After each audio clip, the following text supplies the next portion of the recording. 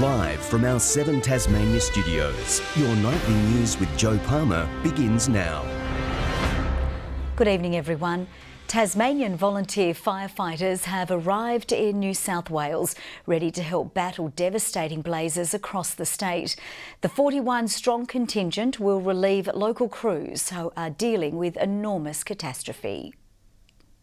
They're volunteers leaving behind their families and day jobs. These men and women have made the brave decision to help their fellow firefighters on the mainland. Terrifying to know what they're going through and heartbreaking, but yeah, it makes you want to help even more.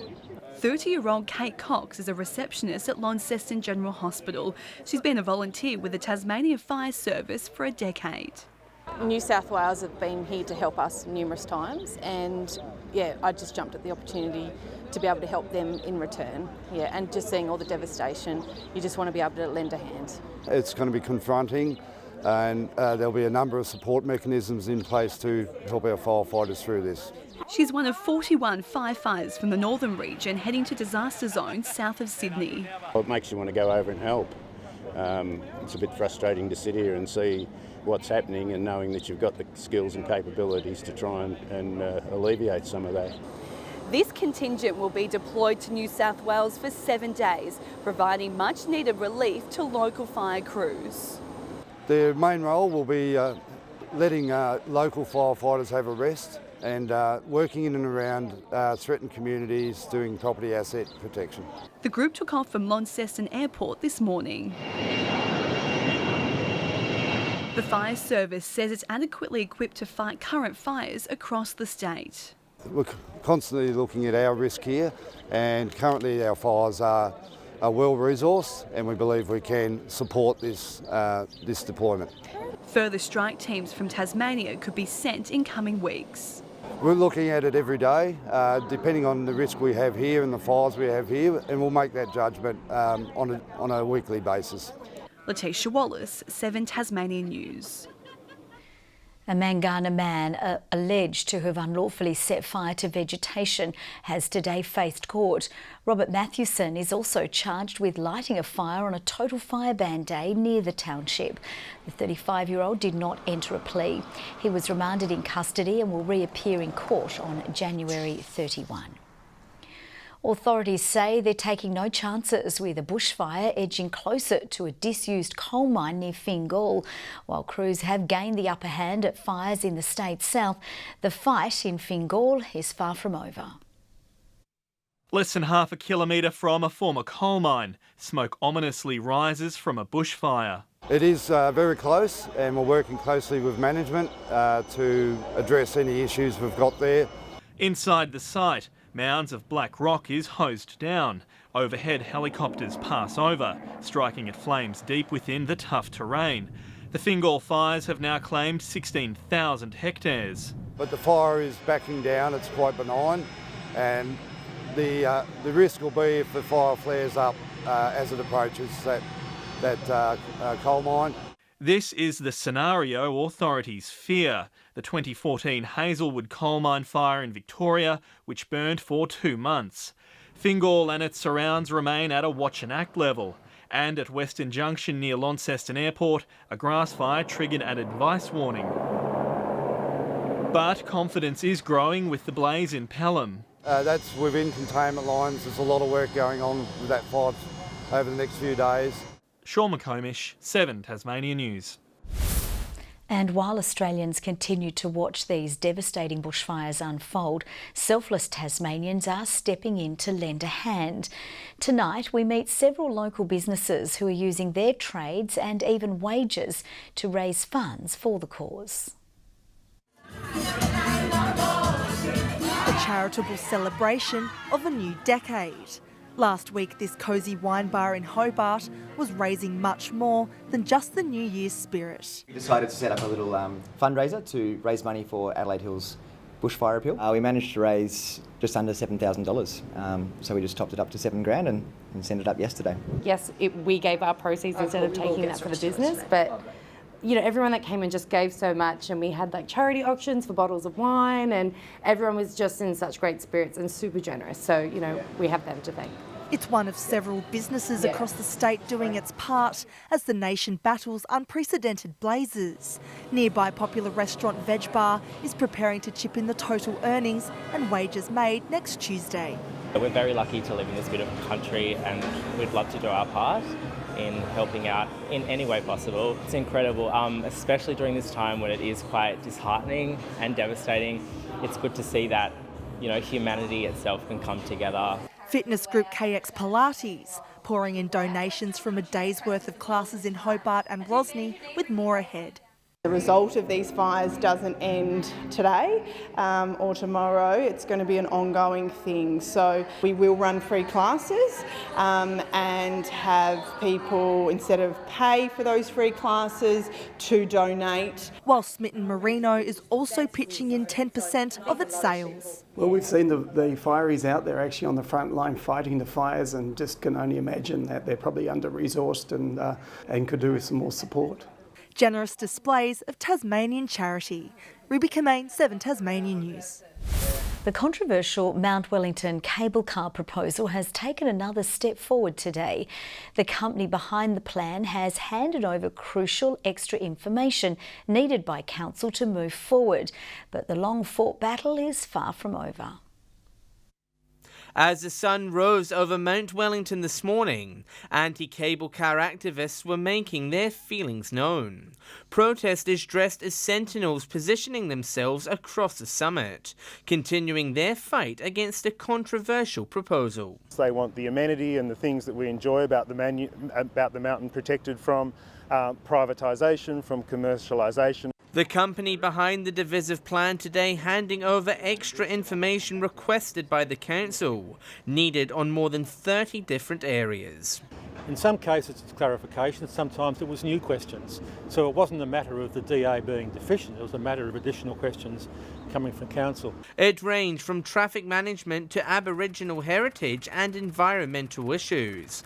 But the public release of the information remains in the hands of council. It's responding to the questions from the council, and we think it's really appropriate for the council to make that information available, which is the accepted process. They'd publicly released the DA back in June and yet refused to publicly release this information until the Hobart City Council has accepted it. Keep telling us that this has strong community support, this cable car.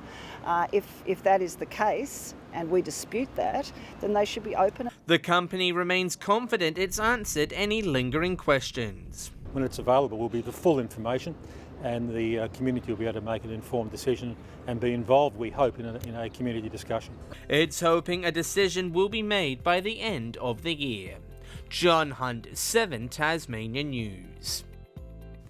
It's been confirmed a major retail company forced into voluntary administration will continue to operate in Tasmania. The blow to Harris Scarf was announced last month, with 21 stores now set to close across the country within 4 weeks. But the receivers revealed today stores in Hobart, Moona, Launceston, Devonport and Ulverston will remain open. Tasmania Police will station a new officer on the ground at Cradle Mountain as authorities respond to increasing visitor numbers.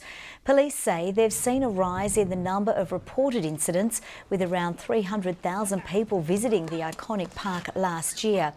The new officer will police everything from public safety to crime, traffic and emergency management. The program will be trialled for the next 3 months. A motorcyclist has been airlifted to hospital after a crash at Wilmot in the state's northwest. The 51-year-old man crashed on the Cradle Mountain Road around midday. He was taken to the Royal Hobart Hospital with non-life-threatening injuries. As bushfires rage nationwide, a 9-year-old boy is spending his school holidays raising hundreds of dollars to help. Inspired by pictures of the devastation around the country, young Oliver Wallace is washing dozens of cars from his front yard in Beauty Point.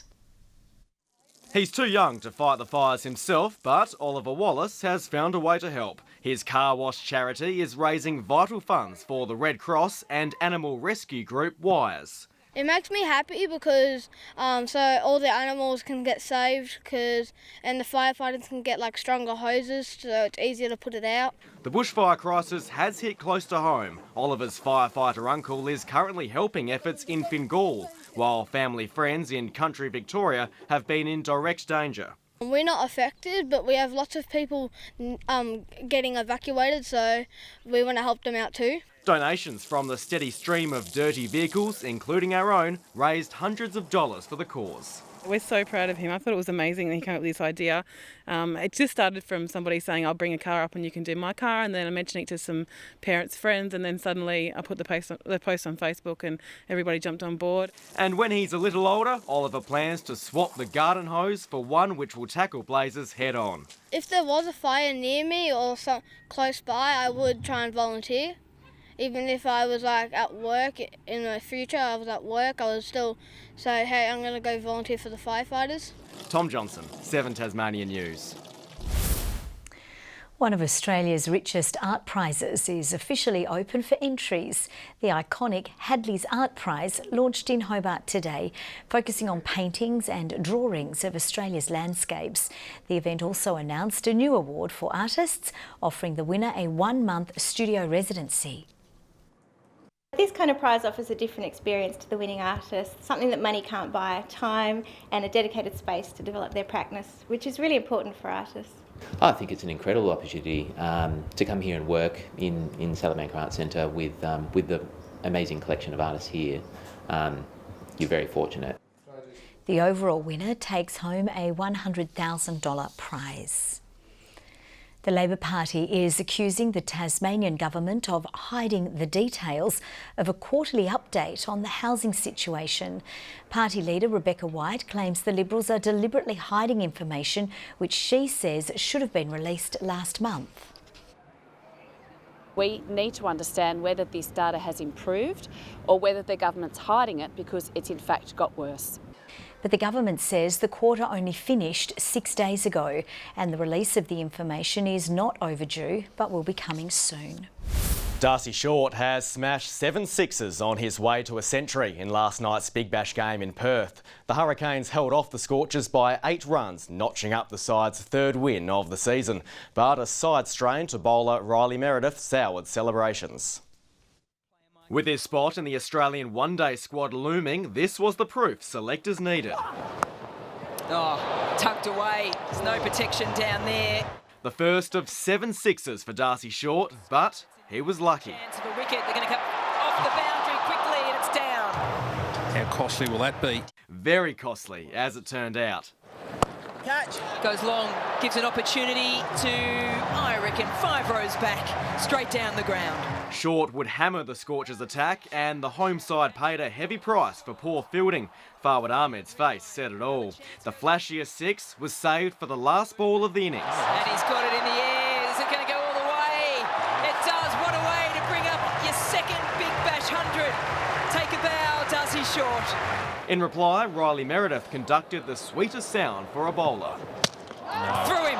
And added his own lyrics too. Then Scott Boland struck, the debutant claiming Cameron Bancroft for a duck. Then this. Well, off the hand, is it? It's onto the stumps and it's been given. Wouldn't you believe it? Scott Boland, in the attempt just to stop the ball, has ricocheted onto the stumps. The Canes had a casualty, Riley Meredith exiting the ground with a side strain. It was left to Nathan Ellis and Case Ahmed to mop up. Perth falling short by 8 runs. The Canes now face the Brisbane Heat on Thursday night. Good evening. Temperatures range from -2 at Butler's Gorge to the top of 27 at Bushy Park. Hobart 21, Launceston 25, Burnie and Devonport 20. A few light showers over Flinders Island today, just 4 millimetres the total reading. Cressy and Ouse 26 degrees, Friendly Beaches 24, King Island and St Helens 22, Smithton and Strawn 21, Lyawini 20 and Flinders Island just 16. Overcast conditions over the northeast and the Furneaux Group. Skies mostly cloud free, apart from some convective cloud inland around Tasmania. Extensive smoke haze lingers over New South Wales, Victoria and Bass Strait. Tropical cyclone Blake is off Western Australia. Middle level cloud across Central Australia and to the southeast. Tomorrow the cyclone tracks southeastwards. The highs remain east and west of Tasmania with a cold front approaching the southwest later. Winds mostly light and variable, although northeasterly over eastern waters, west to southwesterly at 10 to 15 knots over southern waters. Hobart, a high of 22 and partly cloudy tomorrow, 20 the top for Adventure Bay, 22 for Tarraleah. Launceston, possible light shower, smoke haze and 26, 23 the top for Devonport and Bridport. For Burnie tomorrow, a high of 25 and smoke haze, partly cloudy for Strawn and Marrawar, both on 20 degrees, and 21 the high for St Helens with a light shower, 23 for Swansea, Whitemark 22 degrees. UV, high for Swansea and very high for the rest. On Wednesday, fine apart from possible showers over the far south, mostly sunny over the southern half on Thursday, partly cloudy elsewhere, and on Friday showers developing over the northwest, extending across the state by late afternoon. Sunny and plus 30s in Perth and Adelaide, morning drizzle for Melbourne, partly cloudy conditions for Sydney and Brisbane, and possible storms for Darwin and further west over Broome. Currently 19 degrees in Hobart, bit of sunshine over Launceston, 21 at the moment and 18 in Devonport.